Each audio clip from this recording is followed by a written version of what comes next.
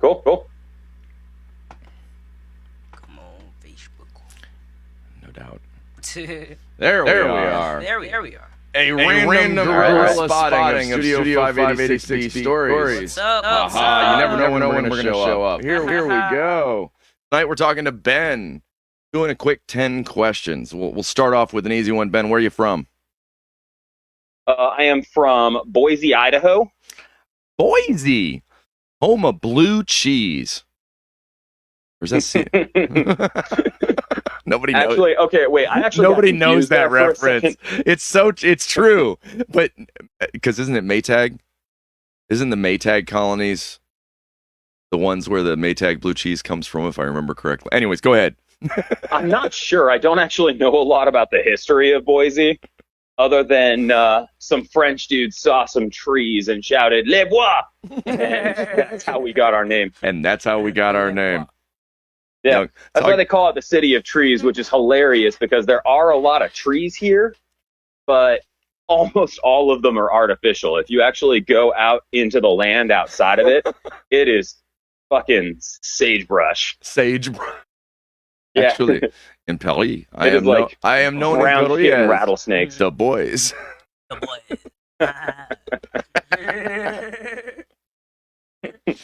Oh, okay. What's like, so if you go back in time, close your eyes. Most of us have this space we can go into this, our very first memory. You have a very first memory?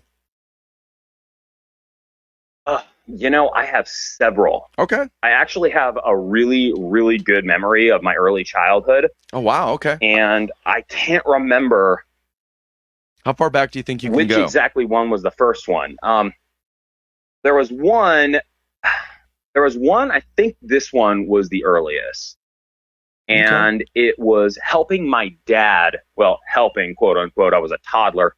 I was Right. riding with my dad when he was moving my grandparents from San Francisco to Northern California. Okay. And all I remember was being in my grandma's house way, way later past my bedtime than I should have been. And my uncle mentioning that my aunt was afraid of the furnace. Did that lead to a later fear of furnaces for yourself? No, it did not. I You know what always, is weird? I did have one childhood memory, and this is bizarre. Like, some of these childhood memories had to have been dreams. Like, I have some childhood memories of things that are physically impossible happening. okay, give us Okay. one. Okay, I want one of Give us those one now. of those. Yeah. So Yeah. the space aliens show up. Go ahead. No, it was, speaking of irrational childhood fears, there was a plant hanging in my room in the corner Ooh, in a shadows. basket. Okay. And I was down for a nap. I was laying in my bed, and my mom was running the food processor. And every time that loud noise would happen, the plant would like contort into this nightmarish shape. And I would panic. I'd freak out. I was dead convinced that plant was evil and out to get me. So there I was, sitting in the kitchen with my wife. And she noticed that I was carrying a gun. She's like, "Why are you carrying a gun?" I said, "Decepticons." She laughed. I laughed. The toaster laughed. I shot the toaster. Decepticons. And a good time was had by all. And a good time was had by all. Oh my god. Now, I know that you actually work some in comedy. I want to go on record with everyone out there, anybody listening to me, to understand that all material you hear from me, whether it be wisdom or jokes, is stolen. Every last bit of it I took from somewhere and deserve no credit. I have no original thoughts. That brings me to, so how do you work? What do you put? What do you feel matters enough for you to put your energy into? How do you work? How do I work? Sure. For a second, I thought you were talking about my professional life, You can take it out. Like, it's one of those questions that hits people that I try and leave open. That I try to go, you know what? I know that some of the tasks that have mattered the most to me weren't specifically for an extended period of time I was a truck driver. That wasn't my passion of the moment. I was raising my grandson. Or Yeah. So it all kinds of add. What does it mean to you? How do I work? I feel like in a lot of ways, I'm not entirely sure how to answer that question, because a lot of times I'm very, very driven. I feel like I'm equally driven by logic and emotion. Okay. So, for example, my decision to become a software engineer, that was a very, very rational decision. I chose that career because I came of age during the 2008 recession. Right. And I watched the entire economy just collapse. And I was unemployed and stuck at my parents' house for over a year at age 20. So you went where the money was. Yeah. Right. Yeah. Deep impact on me. It really made me realize, okay, all of this nonsense about you can be anything you want to be is not necessarily true. And the society we live in is this rickety ass Pinto that's going to explode at any given second. A rickety ass Pinto that's going to explode at every second, with the Republicans and the Democrats as 7-year-olds in the back screaming, "Stop touching me!" And it's like, yeah, only they're driving. Don't make me pull this car over. Yeah, it's mom and dad in the front seat. You're right. We're in the back just holding on. Exactly. And by back, I mean as somebody that grew up in the 70s, all the way in the back where you're supposed to be over the gas tank that explodes. Because I know that's where I was. Exactly.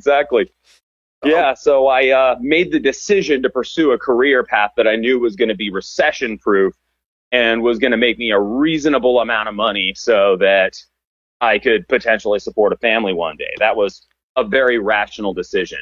No, it makes sense. Yeah. As you're looking at a situation going, I see a pattern here. I would like to not be on the other side of that pattern. Yeah. See that fence over there where the people are starving are at? Right. Yeah, I don't want to be on that side of the fence. That does not look like fun at all. Yeah. You know? At a minimum, not gourmandic leaf. That is fine. If I could not be over there, that would be amazing. How do you make gourmand do that? There's a way, but I forget. So anyway, so in terms of being more emotion driven, that's where I find myself doing things like stand-up comedy. Like I Go ahead. find myself, I don't really write material. I don't sit down and write material on purpose. I enjoy playing with words. I enjoy playing with concepts. I enjoy making odd associations to things, and that's how I come up with material. A lot of times, material strikes me out of nowhere, and I write that down on my phone. Oh, quick, before I lose it. It becomes something, it's definitely something I'm far more passionate about than any day job I possibly could have. And it's kind of something I've been doing without realizing it my entire life. Like I've always been trying to get a laugh out of people. Right. And there was some of that already. How long have you been doing that now? Stand-up, I've been doing it for about 2 years. Two COVID years. So there's been a couple of long breaks in there. So I think cumulatively it's been far less than that. Wow. But in general, your process, unlike your other position, is very much a sort of an organic, you let it come to you.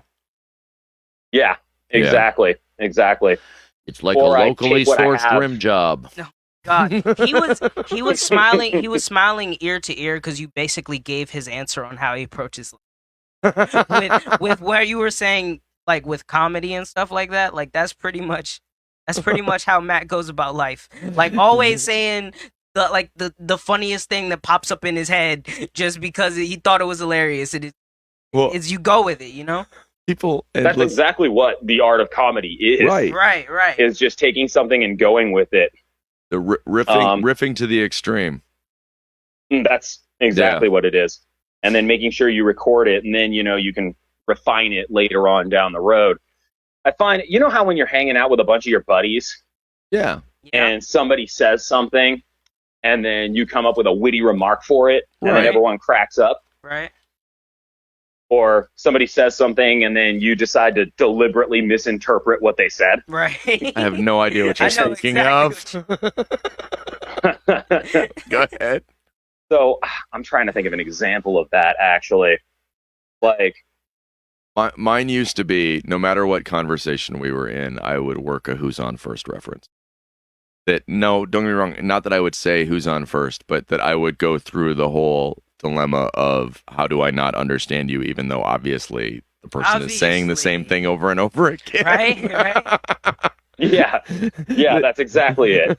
That natural. That's exactly it. And that's a classic bit for a reason. So I actually also think of it. So I have kind of I don't label myself as Buddhist. I have kind of that outlook, that ooh spiritual shit. But that I think of who's on first as the perfect example of perspective and how two people see the world differently, even though they're looking at exactly the same thing. Like, I love to use it as a metaphor that's like beyond even comedy. Like, that perspective is literally who's on first, ? Who's on first, ? Yeah, exactly. And that's how a lot of comedy works. Like, I have this one joke that I do on stage that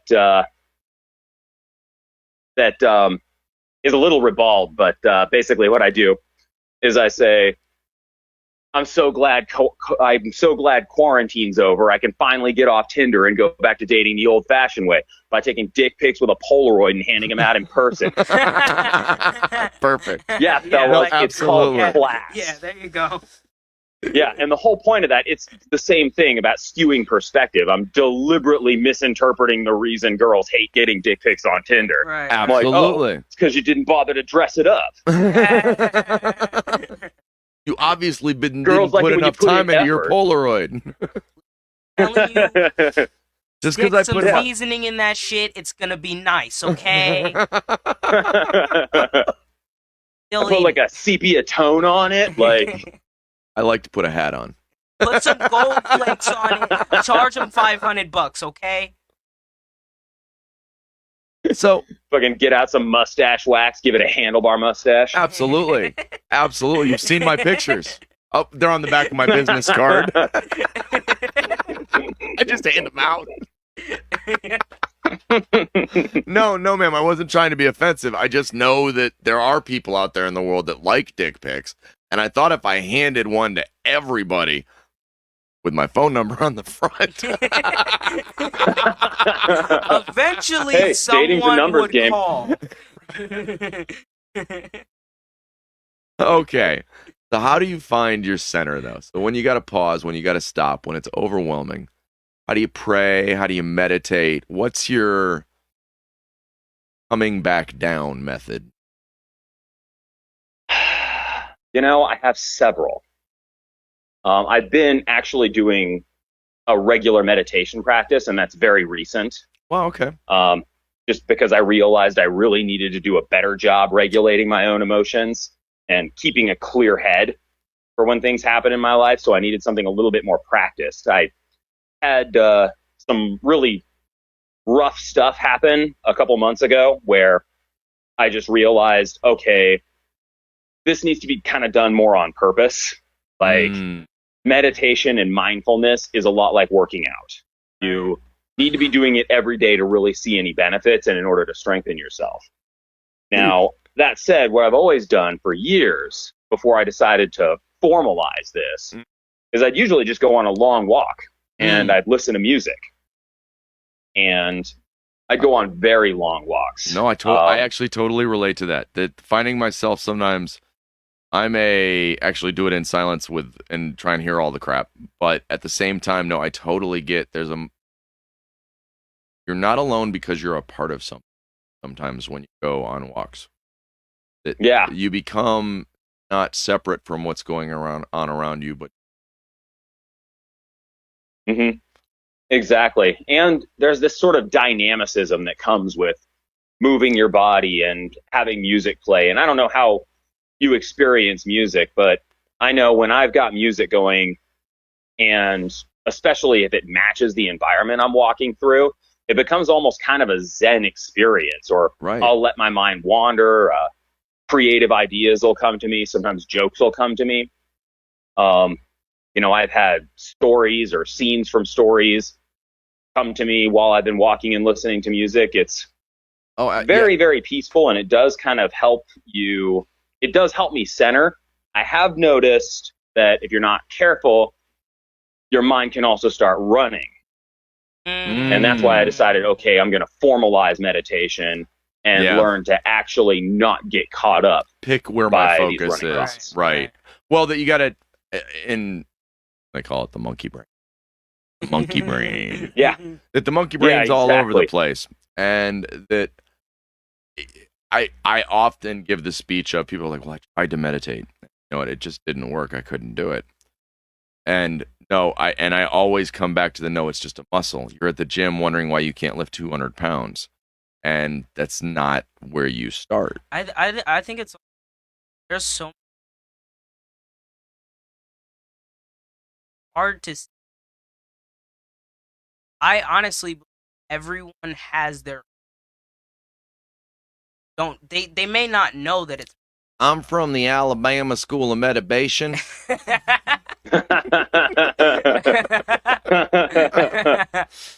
My mom says if you meditate too much, you'll grow hair on your palms. My sister and I started this chapter, and we've been meditating together ever since. Meditating together. Are you stuck in the dryer again? Yeah. Oh my God. You know what's funny? I don't know. Going back a little bit, I don't know if I necessarily agree that like everybody has their own type of meditation, though. Because as I've learned to formalize it a little bit, if you'd asked me 2-3 years ago, I would have said my walks are meditative. And at times they have been. But I think the difference I've noticed as I've done formal mindfulness, and I'm using an app right now where I'm actually taking mindfulness lessons and learning them, I think that there is a bit of a difference between a lot of the things that we consider meditative, like, oh, this makes me feel peaceful, I'm in kind of a trance. But if you're allowing your thoughts to take you wherever they want to go versus exerting some control and discipline about, okay, I'm going to bring my thoughts back to my breath. I'm going to gently bring my attention back to the feeling of my body, the feeling of very wise. Weight Don't you agree, that Ross? I feel sitting here. There's definitely a difference between just letting your mind take you wherever it's going to go and choosing to say, hey, let's come back to now. And I've noticed a big difference since I've started exerting that level of control. It's like the difference between floating on a river with no paddles and just kind of letting it go where it's going to go and actually choosing to stay your course. I hope you can feel the smugness through the phone, because you gave his answer, and now he's like very wise words. But yes, you no, may I think actually listening to you, I kind of agree. I kind of agree now. I kind of get it. I get what you've been trying to tell me all this time. Okay, okay. You happy now? You happy now, Matt? So Ross and I actually. Get it now, yeah. Ross I can't see you guys right now, but I can imagine the look on Matt's face right now. I'm just smiling from ear to ear. Oh my God! Ear, I swear. He looks well, like we actually have taken a mindfulness class together. My mom taught yoga. She's one of those ladies, a wonderful person. Has not teaches, but licensed massage therapist. They don't like that other word. Sorry. No, they don't. No, they don't. My ex was a massage therapist, and they're like, no, those are the people with the rub and tugs. Yes, that's who I was asking about. Can you tell me? No, I'm just... Can you tell me more? Come on. Yes. I get why you're offended, and I understand that's not you. That was why I brought it up.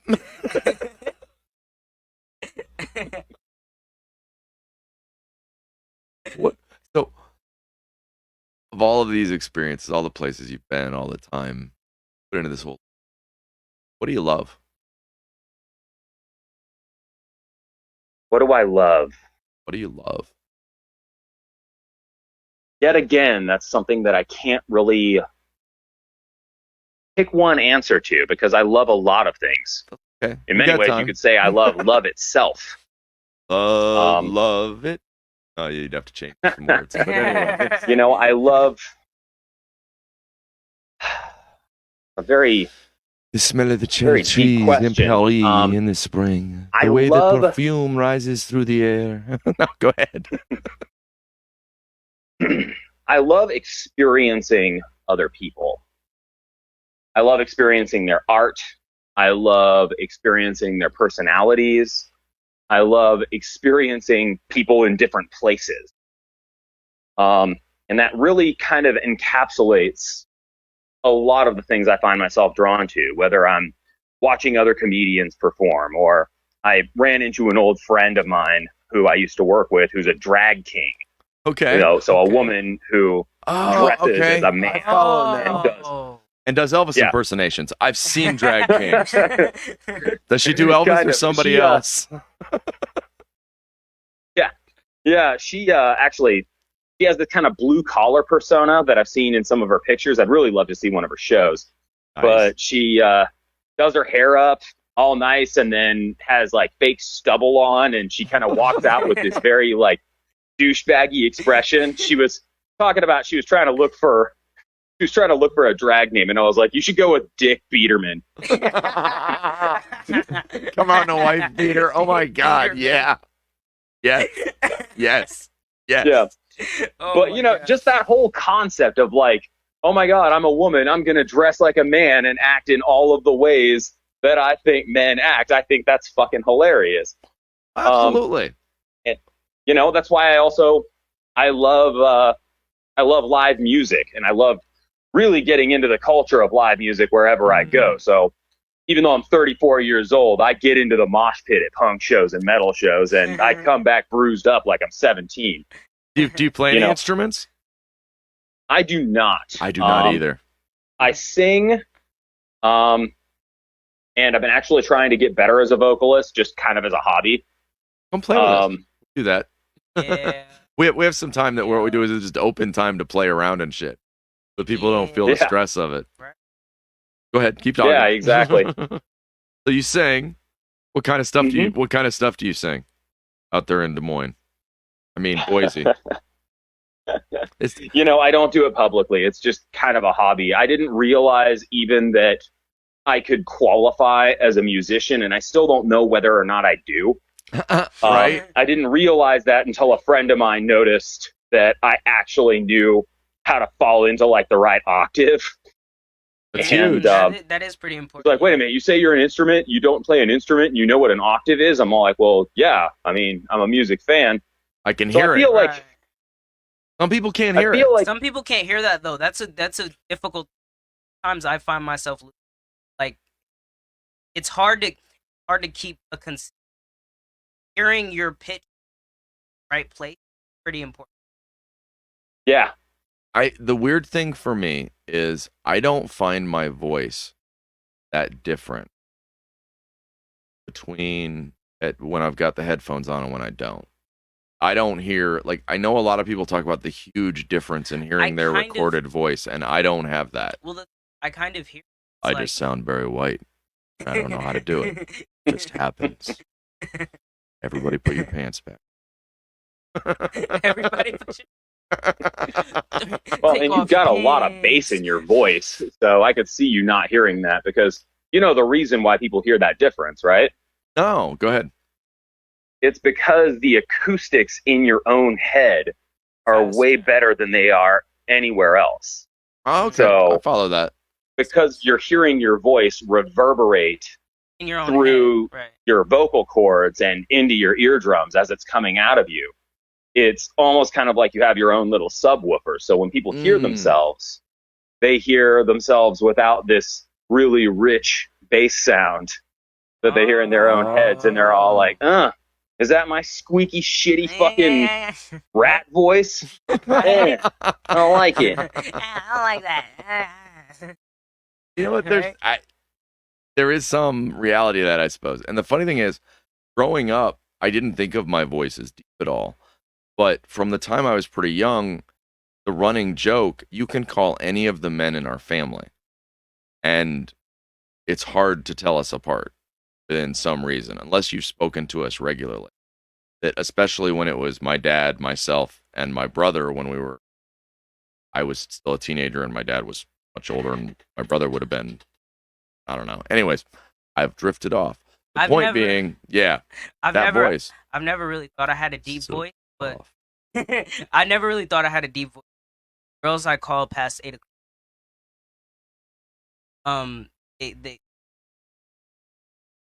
I've been on the I've been trying to drink a little bit more tea, get my voice a little bit more silky, more smooth. On the Metabait website, I'm very popular. It's like Chatterbait, but we don't chatter, we meditate. Oh my. Metabaiting. I'm surprised that's not a genre on Pornhub yet. You know what? Give us 2 minutes. Trust me. Trust me. Always remember, there's a subreddit on Reddit dedicated to dragons fucking cars. What? Always. What? Hey, not to be confused with the other subreddit, cars fucking dragons. But subreddit for I remember seeing that actually on 4chan back in the day. The joys I was one of those 4chan. fucking degenerates. 4chan. God, 4chan. No, I saw some of the most nightmarish shit of my entire life on that website. That place is the bad part of the internet. Between that and bangedup.com back in the day, those were the 4chan and quick pictures on look, a bunch of people died I shouldn't have seen kid growing up. It's just not you have that much control. All I'm going to warn people is the Smurfier the waffle, the more you should be aware. The Smurfier the waffle. Don't, those blue ones, don't look them up. Man, don't do it. Oh, God. Don't look it up. Don't look up blue waffle. You'll convince yourself Just telling it's real. you. I'm telling you. Ain't no party like a lemon party. Ain't no party.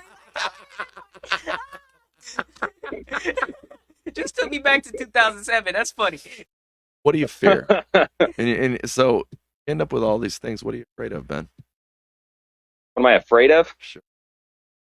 What's the thing that wakes you up in the middle? Or what's the thing that just makes you run across the room?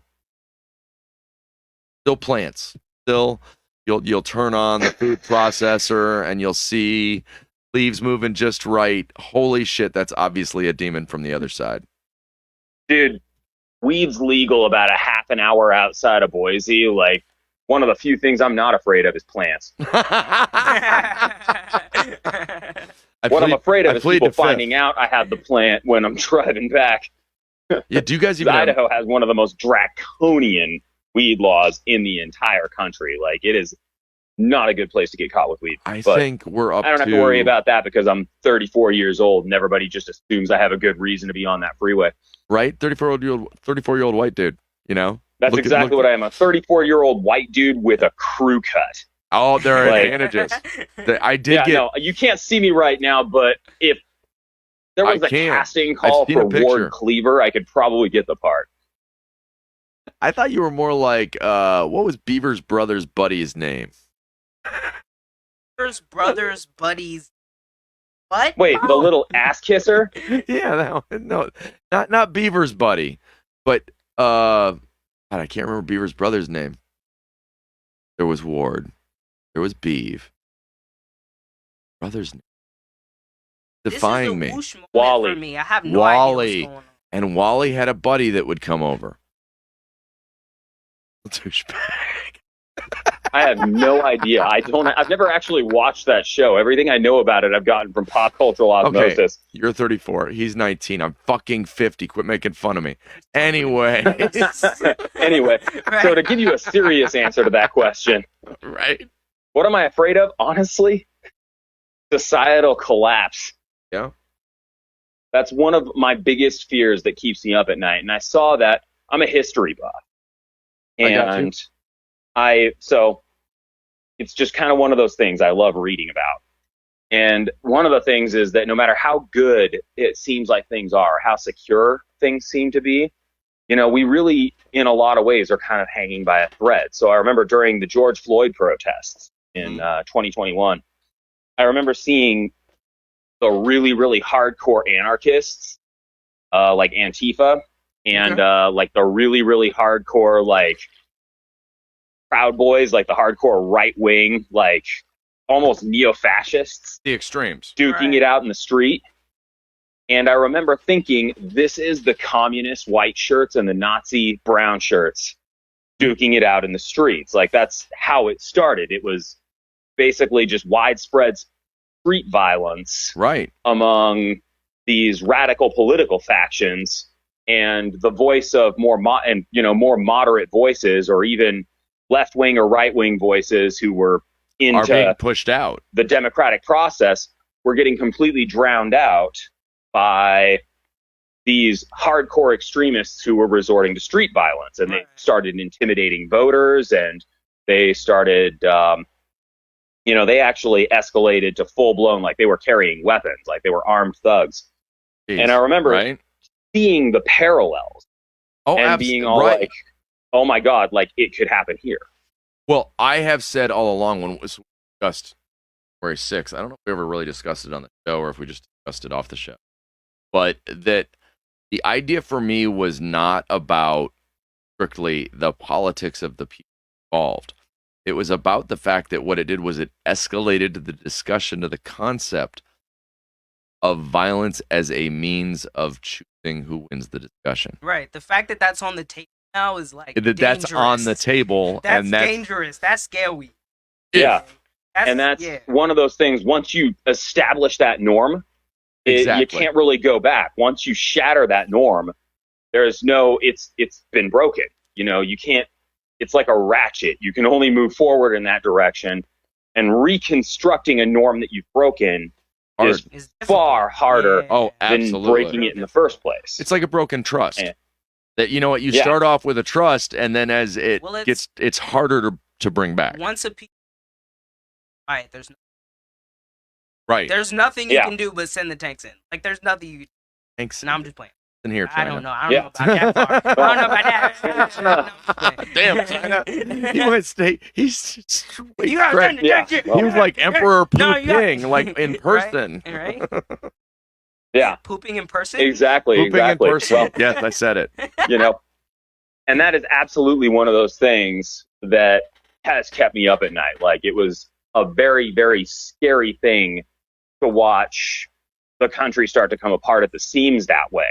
Because I've just seen, countless times throughout history, I've read very, very in depth about how this can very easily escalate, and either it devolves into a full-blown insurrection and societal collapse, or the government tries to overcorrect by clamping down and destroying civil liberties in the name of safety, quote unquote. And it made me realize just how fragile the lifestyle that we live in America or any first world country really is.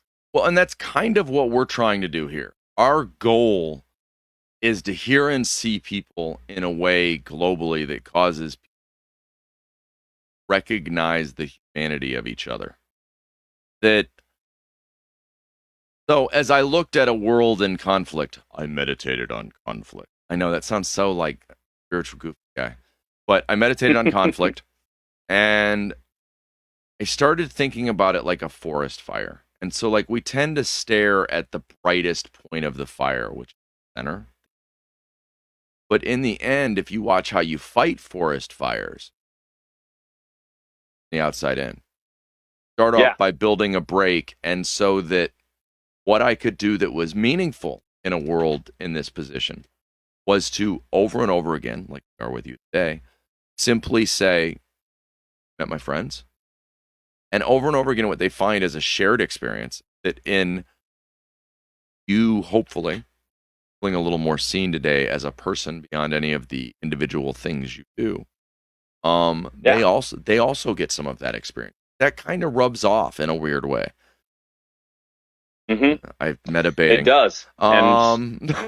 Rubbing off in a weird way. Metabating.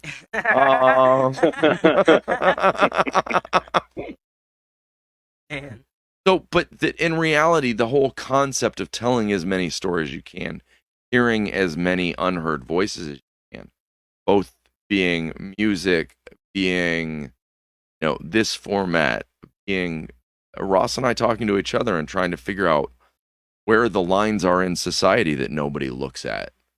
Or in my opinion, comedians working their art is about finding the edges, showing them to people, and noticing our ridiculous nature and letting us laugh at it. That's exactly it. There's a lot of times you do accidental social commentary in stand-up that or you may not have realized you were doing. Right? Yeah, no, but it's that noticing that it's absurd. That you may, so I work with some people where I go, okay, always remember to breathe. And I go, always remember to giggle. Repeat. That absurd. It's like the monkey mind bouncing around in your brain. That's what the world's really like, because everybody's brain is bouncing around like that. Where's the man in the big yellow hat when you need him? Right? And why didn't Curious George have a tail? But anyway. We are really just nothing but mammals. Right? We really are not. And that goes from serious things, really serious things like tribalism. Okay, absolutely. And you know what? Fuck that guy. He's in a different group than me. I don't like him. Evolutionary. And that goes from, I had this weird experience actually where I realized kind of exactly how beholden we are to our biochemistry. I went to a strip club. Okay. Yeah. No, I shit you not. This happened in a strip club. A lot of biochemistry goes on in a strip club. I'm not doubting where this story's going. No. So here's the thing, right? I go to this strip club and I'm with my friend and his girlfriend, who either was or still is a stripper at some point. And I'm not really a big strip club guy. It's not really my scene. I got you. But I got a couple drinks in me, and I got a private dance. I've never gotten a private dance before. I understand. And when I left that private dance, yes, I noticed I had suddenly just this completely unearned big dick energy. Damn, that girl was dancing for me. And I remember thinking, I was actually contemplating this on a higher level. I was like, I paid a worker for services, but my brain was dead convinced, dude, that girl was all over you. She wanted you. You must be the man. Well, you're the toughest hunter in the entire tribe, man. Chicks dig you. She was all over you, man. And it's fucking no, I wasn't. But no amount of cognitive reasoning could override the change in my biochemistry. Right? My body language changed. And I'm telling you, if you had stood in front of her and washed dishes, it would have had the same effect on her. Oh, he washes dishes. Oh my God, he washes dishes. Suddenly, oh man, these are coming off. Well, but I always kind of try to acknowledge the idea that no, we're just a saucy little bag of chemicals with some a little bit of Thor thrown in for good nature. That it's a little bit of chemistry, a little bit of electrical something, and coolest thing is, and then sometimes you feel like you're on the outside of that looking in. Okay, I don't know. That's crazy, but I'm just telling you, it's a wacky world we live in. Right? Right? Well, that's kind of what meditation really is. Yep. Is sitting in the awareness, the part of yourself that's capable of being aware that you are aware, and just watching your thoughts as they happen. You watch them as clouds that are passing by rather than actually grabbing onto one of those clouds and letting you take it. You just sit there and you watch it. You notice emotions you're in as control. They come up. You notice thoughts and coherent thoughts, even words and memories that bubble up completely unbidden from the back of your mind. And you start to realize, I'm not doing most of this on purpose. Absolutely. We live tangentially. Our brain is always 24 other steps away. And on top of it all, so my big thing was, so it led to this project. Great extent, and all of this project, including everything we've been doing for about 9 months, is that I came to the conclusion, the one thing that I couldn't count on, that no matter what, when it came time to try to logic something out, when it came time to try and understand something, the piece that I had always used as my bedrock was the one piece I knew for sure was would lie to me, avoid cognitive dissonance. The one piece that would coddle me and make up a lie no matter what I saw in front of my face. And it was my own perception. It was me. Yeah. And so I became, you may have noticed, a little obsessed with seeing the world, other people. That and I don't know how many times this has come up. It's come up a lot lately. But 3 blind mice are all experiencing a different reality and describing their reality, even though it's the same elephant. And no matter what reality they believe in, it doesn't change the fact that there's still an elephant in the room. Yeah. Yeah, how one of them is holding on to the trunk and is all like, oh, it's a snake. And then one of them's holding on to the legs and it's like, no, it's a tree. Or It very much, perspective defines how we see our world. What if the most wasted asset we have on the entire planet, I'm not going to go universe, fly someday someplace named Plop where they're a lot smarter. But I'm going to 7.5 billion perspectives. Look at anything. The idea that we would want anyone on the planet to go uneducated, or that we would want everybody on the planet to all agree with each other, is totally counterproductive. Totally. Yeah. Like, we are viruses, each one of us throwing out different protein spikes, trying to find our way through a wall. That you know what? No one is better at being a mouse in a cage, or a rat in a cage, and still, I don't know. Anyways, but the reality is we're designed to get to the cheese and avoid the punishment. I mean, shit, look at the American tax system. Why do you think the loopholes get worked so hard? That's what humans love. I can find a way around this maze. I don't need the shock. I'll get the cheese. Oh, yeah. I can hack it. Right. I can hack this system. It's and that's, that's why I kind of, I go back and forth between thinking more like a philosopher about the state of humanity or the state of the country, and thinking more like an activist. And I understand that, because I actually have very, very strong political beliefs myself.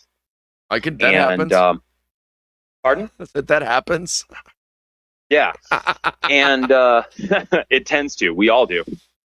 And I noticed that there is this kind of back and forth between, we all see everything in different ways. We all have these different perspectives and different experiences. And I was raised in a family where almost everybody has the exact opposite political views as I do.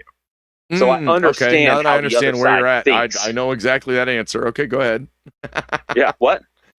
That makes it very precise what your views are with location. So yeah, exactly. So what you're saying is you're big on orange spray tan, right? No, I'm just kidding.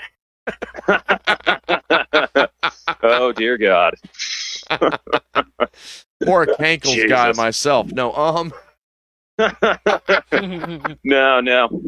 Wasn't that election? Didn't we have an election like that? Oh wait, which election? I missed so that last wrong. part. Cankles versus orange tan. Cankles versus orange. Oh tan. yeah. That's just wrong. I fucking hated both of them. Exactly. That's what happened. Everybody did. Everybody did. Everybody did. So, nobody liked either of them. I swear to God, I think I saw like a map where if didn't vote was a presidential candidate, they would have won by a landslide. Yeah. Because there were people that literally said, "We'll vote for Bernie," or not gonna vote, or we're gonna vote for the orange guy. Yeah. Exactly. Which, because I was reading it on course, subreddit, it's coming up to the fatalistic elections. thinking. Yeah. Right. Oh God. Yeah. Absolutely fatalistic thinking. And you see a lot of that, in the activist community of oh, well, this person isn't good.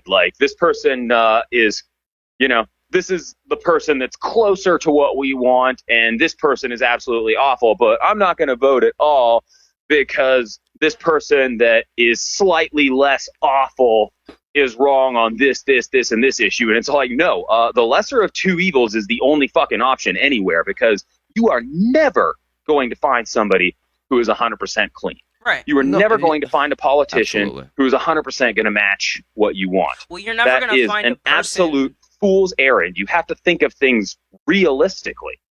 You're never gonna find a person that on everything.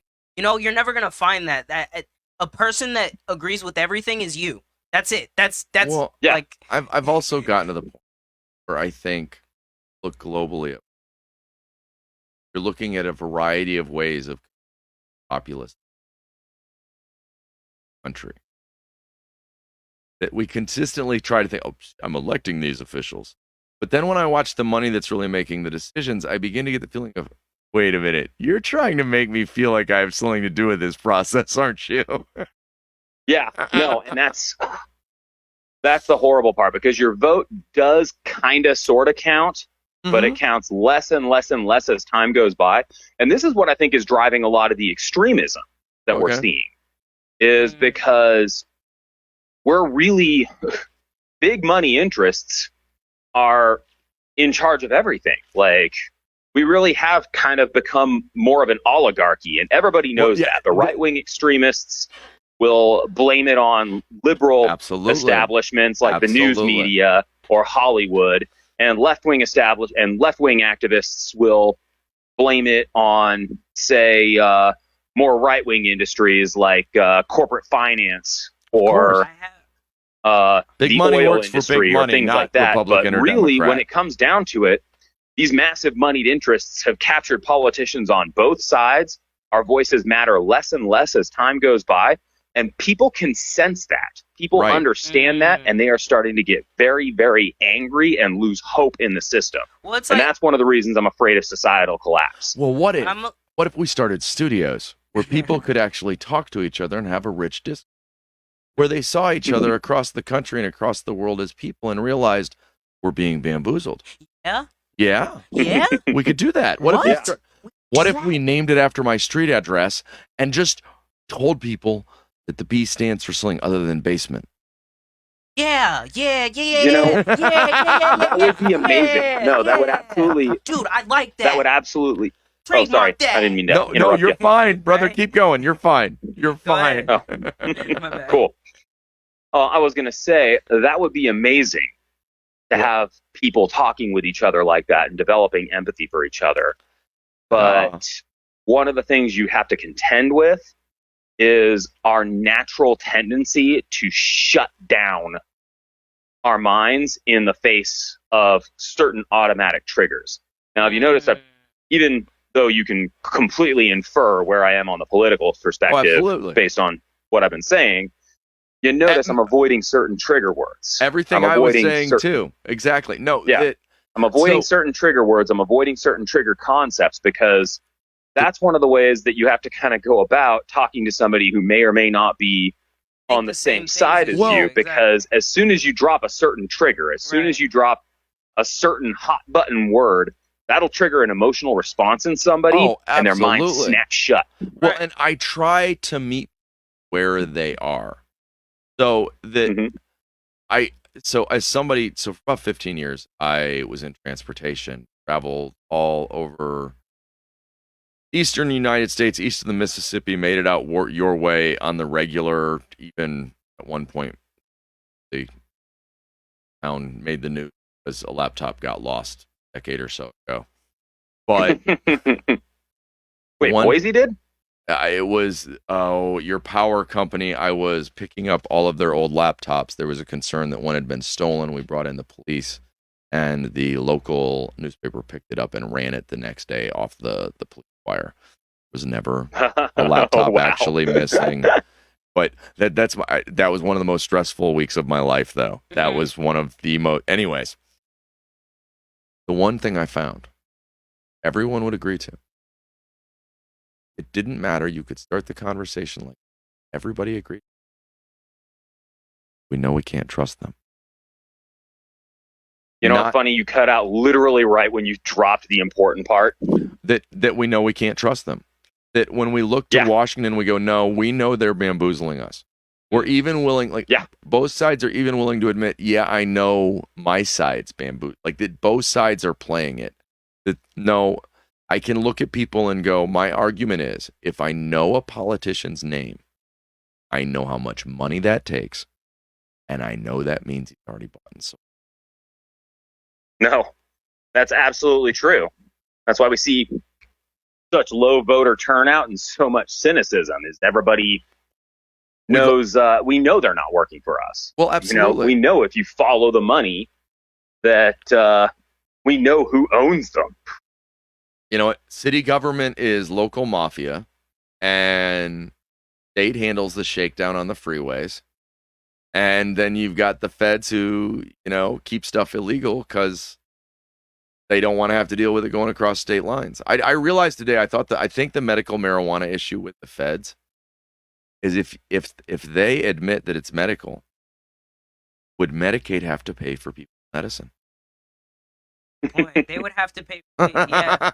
They're just cheap. That's a solid They just question. don't want They're the just insurance cheap. companies to pay for our weed. That's what we really need. Right. Put that on the ballot. Come on now. I would follow that money and see if it's the insurance companies paying I for would that. go vote if they put that on the ballot. Okay. Go ahead, brother. Well, and I know pharmaceutical companies have lobbied against medical marijuana, but then they put THC in pills. Right. And they're giving out THC capsules that you can, have somebody get through insurance and they can just price gouge on them all they want instead of just, the pharmaceutical companies are actively on the mushroom subreddits pushing the fact that you shouldn't take homegrown mushrooms because they're not properly measured, and that there are medications coming out with proper measurement. So that the amount the amount you take is appropriate for your therapy and whatever therapeutic use you're using it for, as opposed to growing it on a bag of Uncle Ben's and not paying anybody. Right. Yeah, you know what's funny? That brings me to another point kind of about the system here. That's actually completely valid. That's a valid thing to say about, you need a certain dose for a certain therapeutic level. Right. Absolutely. And if you're trying to get this is what's driving the lack of trust in the scientific community, is because these moneyed interests have captured the scientific community, and you can't tell whether or not these people are saying, hey, look, there's stuff that we have researched and very, very specific studies that have come out where we've thrown hours and hours and hours of lab time at this. We absolutely understand what the implications are if you get the dose wrong. If you get the dose wrong. Do not dose this wrong. And then people are all like, yeah, but who paid you to say that? Because they do pay for studies. There was a better answer, though. This was the answer everybody gave to them. They said, no, wait a minute. This is the new device we have for home testing on psilocybin percentages. Not that I know anything about this, but it was funny. I was like, the guy went into a lot of details, and there was the nice thing was there was a guy going, I totally agree. I totally agree with you. And I'm like, you know what? That does make sense. And then he goes, and this is the device we use now that makes it so that he was a guy doing therapeutic use of cubensis bees in Colorado, where it's legal. And so he had an explanation as to how they were doing that. And I was like, oh, wow, I didn't know that. Yeah. What I know, right? What do you, speaking of what do you know, what do you think you know? So this I think I know. You've been around for a full, 34 years and a couple minutes. And you think to yourself, you know what? These are the things I can rely on. I know Bob Saget's dead. That's not Bob something Saget, I Norm wanted to Macdonald, remember. Gilbert Gottfried. But maybe God not, hates comedy, apparently. but maybe not Elvis. Maybe Worlds. not Elvis. Maybe not Elvis. Nah, Elvis would be down. Yeah, no, he's hanging out in Aruba with Tupac. Damn straight. Damn straight. You know it's true. Girl, you know it's true. Where all the fake music comes from anyways. What do I think I know? Yeah. Well, I know that I can trust things I think I know far less than I feel I should be. And I know that every other human being is kind of in the same boat. And I think that's the trick. I was telling Ross is younger than I am. He's 19. And so I've said more than once that the worst thing we do to kids is like at 18, we go, oh no, I apologize. I know it looked like we knew what we were doing. We were faking that the whole time. No, oh my God. You thought we knew. Oh my God. Listen, I swear, the way we raise kids like to believe that like that adults are amazing and that they always know what's going on and that they always got it figured out. And then once they hit 18, we're like, surprise, bitch, we didn't know what we were doing either. And I'm like, dude, what? Yeah. What? No, we were just fucking winging it. It's a slap in the face, but it's helped me. I feel that way now about Bill Gates. I feel that way about every human being in the world. I'm like, nope, I don't think of anyone as iconic. I think everybody's human. I think everybody has this stuff going on in their head. I think it's bullshit we don't talk about it. that name, like that, even the most popular kids in school were warped in their head constantly, and that's why they worked so hard at being popular. It still exactly. felt... They just translated the same constant work to be loved that they did to get the attention of their absent fathers. Right. God, I love strippers. God, I love strippers. But anyway. And that was your Howard Stern moment of the day. You know what's funny? The valedictorian and the stripper probably have the same exact complex. They just chose to express it differently. Right. That's a good point. It's a valid point. I like that. Yeah. It's that we're all desperate to be seen, but desperate to fit in and not be judged. That was the teenage years in like one sentence. Like, you know, and did we go... exactly it. And did you go, screw it, I'm never going to fit in? Or did you go, if I work just a little bit harder, I could be one of those people. I could, I could fit in. I could cheerleader. Yeah. That's exactly it. Which side of the fence were you on? Right? You know what? My problem has always been, third problem for somebody to claim as a problem, I fit in everywhere. I don't belong anywhere, though. So, like, I had that opportunity. I was closest to the D&D guys. Those were the guys I spent my Friday nights and Saturday nights with.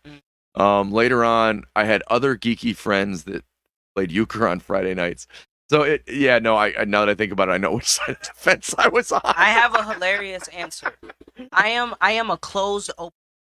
I would hold people at a distance, super cold, but at the same time, you know who I am. You know what I do. I'm funny sometimes, occasionally, you know me, right? But at the same time, I didn't let people in. It's a little bit of both. Yeah. Yeah. That makes sense. What do you wish you know? What do you wish? I wish I knew?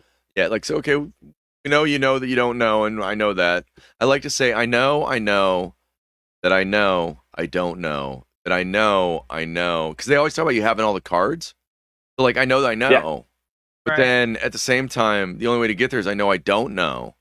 So I know that I know that I don't know that I know that I know that no one knows what he's saying when he says that at all. Go deeper on that ad nauseum. That's a recursive algorithm with no end condition. It's a mantra. I'll like sometimes it's like when I'm at that moment where nothing else is working. I know, I don't know that I don't know that I know that I don't know. Except that I don't know shit. Right. So much shit that if I tell myself I don't know shit long enough, I'll know something. What? There's no reasonable logic to that, boss. But it made sense. I got it. What do you wish you knew? Oh, I wish I knew? Yeah. I wish I knew better how to connect with and relate to people. Okay. I've always felt a little bit like an outsider anywhere I go. Yeah. And a little bit kind of odd. Like, I've had trouble forming friendships. I've had trouble forming relationships.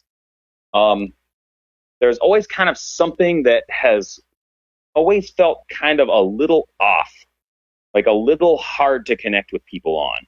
Okay. And I don't know how to describe it. And the thing is, the jury's still out about whether or not I'm even as bad at it as I think I am. Like, I can't tell if this you're just is so in me your being head too hard on myself, or if there really is kind of something that I don't really get. No, you're and kind of weird. The jury's kind of still out on it. I can really.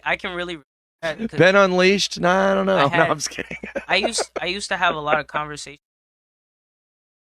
constantly trying to figure out if I should probably get tested for it. It's at this point I'll try and figure it out myself. know? Neural But diversity. Yeah, We're all but somewhere on some spectrum. it's- Is my yeah, thought. we all are, and that's kind of the hard thing to figure out. Like, I have no idea whether or not I'm on the spectrum. I fit the bill Right, pretty me too. well. Me too, actually. My brother and Yeah. I have discussed the fact that, oh, damn, you know, a lot of this piece here would make sense if we thought of it this way, both of Right. us. Yeah. that- Absolutely, and it would explain kind of a little bit of the sense of alienation, and it's not just an internal thing. Like, okay, so I had this friend. She actually put this in Urban Dictionary years ago. Oh, geez. She and another friend of mine Right? described me as discentric. Discentric. And let me tell you exactly why I hate that word. Okay, go ahead. Let me Discentric. tell you why I hate that word. I love these people. If you guys hear this, I love you guys, but I hate that word. And here's why. Is because they describe me as extremely descriptive and eccentric. Okay. And the thing that No, that's a drives me compliment. crazy They about called that you rich. word. They called you rich. No, you're good. Yeah. Crazy didn't No. come into it. Eccentric. They didn't say Dude, crazy. They said you're eccentric. loaded. No. Come on. Wait. Yeah. Right. Go ahead. Right. Well, no. And I'm about to describe why I hate that word in a really discentric way. Okay. Okay. Okay. They tried to create a portmanteau out of descriptive and eccentric, Right. but Yes. because of the way they put it together, it sounded like the D part sounds like a negating prefix, like decelerate. Yeah, Right, valid It makes point. it sound like I'm the Decentric, opposite of eccentric. Okay. Like, Okay. Not even just that I'm the opposite of eccentric, but that I'm so uneccentric that I'm an eccentricity retardant. Like, you could sit me next. You're right. You You're could sit- you distant. could sit me next to Right. somebody eccentric, and I don't de-eccentrify them. I don't know how to words, what? man. De-eccentrify. De-eccentrify them. That's Yeah. the word. Yeah. That's No, the word. exactly. Like, you could That's- sit me next to Billie Eilish, and the unlight of my decentricity would just suck the weird out of her until she became Taylor Swift. I'd suck. Yeah, is she over 18 now? Billie Eilish Yeah, is over she 18 now. is, yes. I'd suck Yes. the centric out of Billie Eilish. That's wrong to say. That sounded wrong. I feel shouldn't actually, have I'm said feeling yes really so bad fast. about that, I really- actually. I How did should you know not she have was agreed 18? so I haven't been quickly. keeping track. She is 18. I have. You- We're the same age. We're about the same age. If you Ah, I didn't mean that kind of suck. You guys are the perverts. This is a valid point. That's why we suck. No,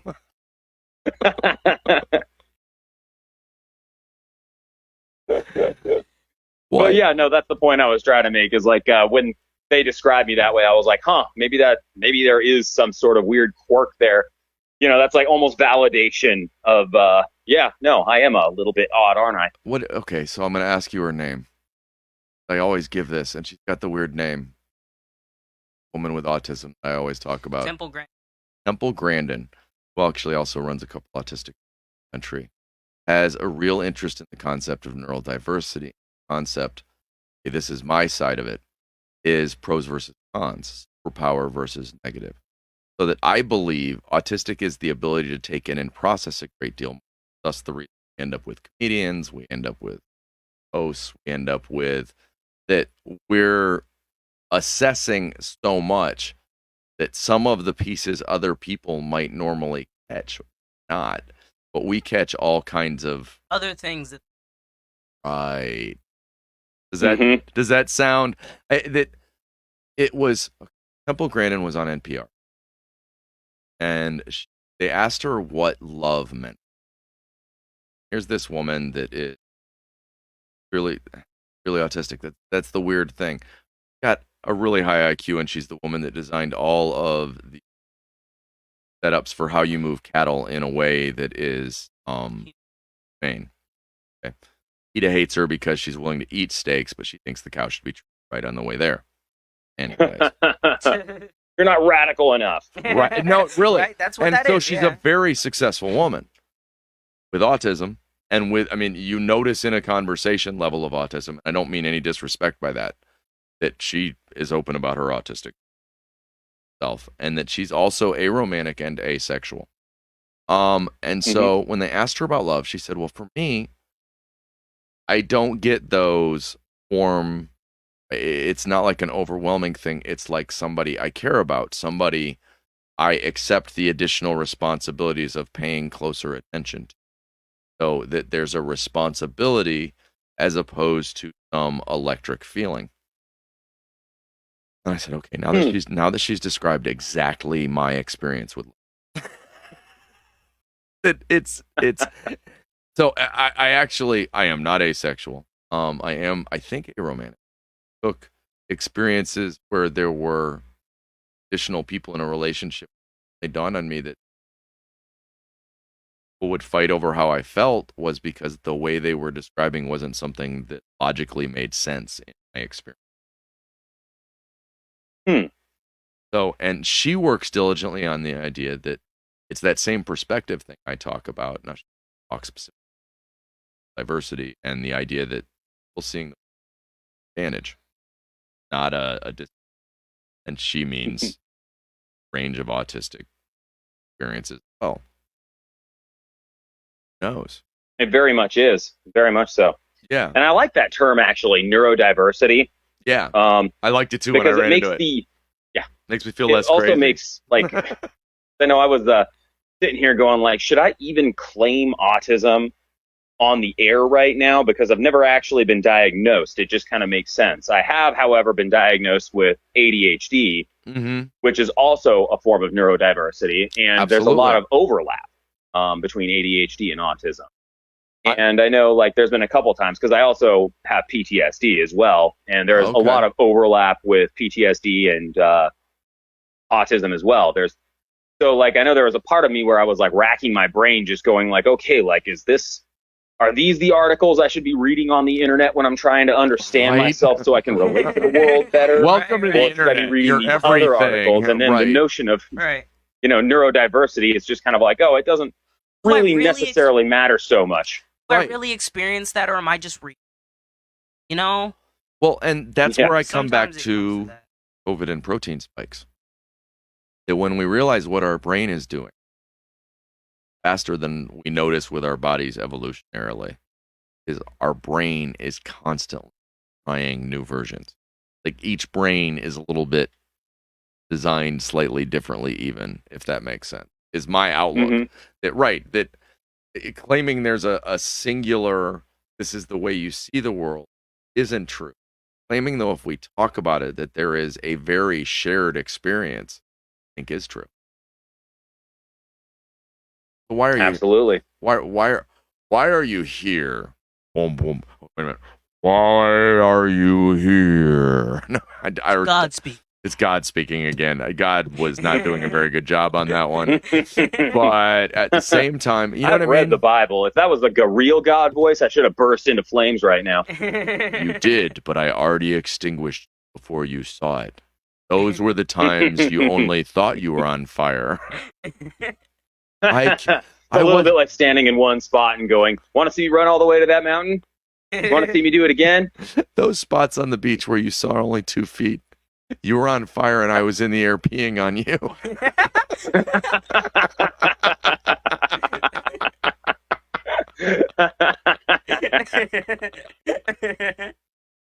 Thank you, Jesus. Thank you. It means something totally different in a Mexican prison. That's all I'm going to say. Right. Okay, so was that one of the questions? Why am I here? Yep. Sure. 10th one. Oh, final to answer question. My life purpose? If you want. However you... I think, why am I here? I could go with an easy answer, like to make people laugh, or to experience as much of the world as I possibly can, or to connect with people the best I can, or to amass knowledge, or anything like that. But you know what?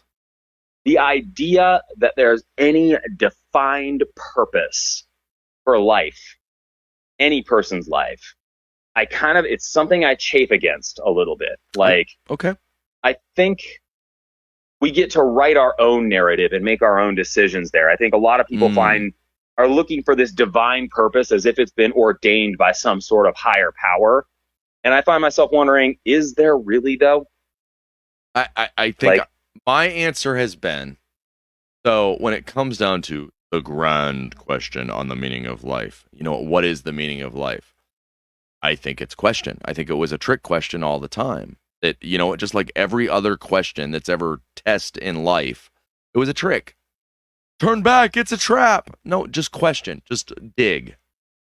that Yeah. find your meaning, find friends, find somebody to meditate.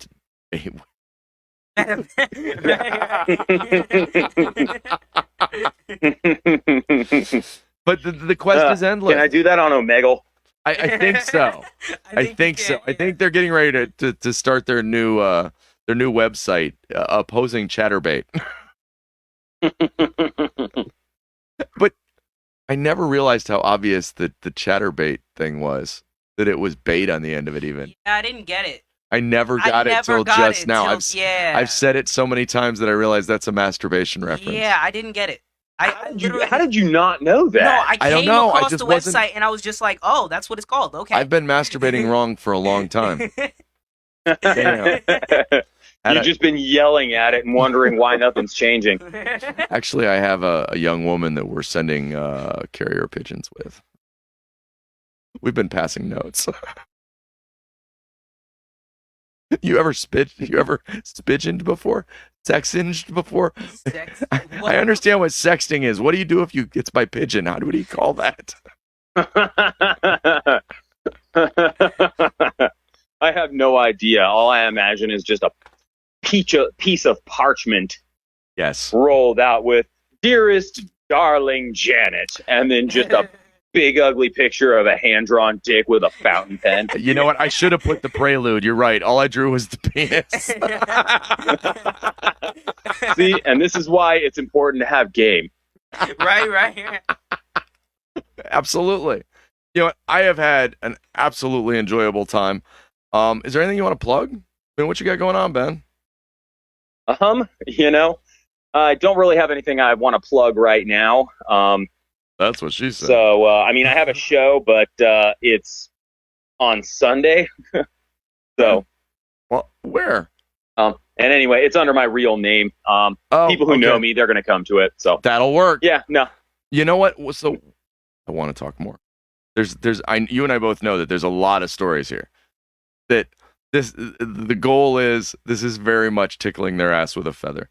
That it's you hear these 10 questions and it's hard to not want to go down roads along the way, if that makes sense. You're like, we could just talk about this. And so hopefully we'll see a lot more of Ben. I'm going to wrap this up and we'll stay on the line. This is Matt and Ross. Right. The story sounds good. It's been great talking to you guys. Oh, great talking to you too, brother. All right. See ya. No doubt. Have a good time in Iowa.